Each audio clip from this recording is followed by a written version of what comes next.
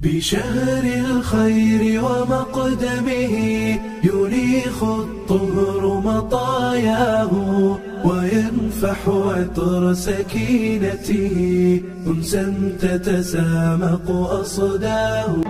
قال النبي صلى الله عليه وسلم: من فطر صائما كان له مثل أجره غير أنه لا ينقص من أجر الصائم شيئا.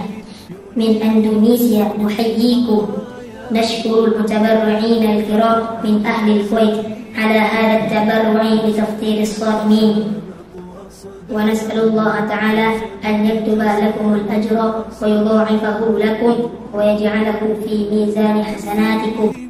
كما نشكر كل من كان سببا في وصول هذه الوجبات لإخوانهم المسلمين.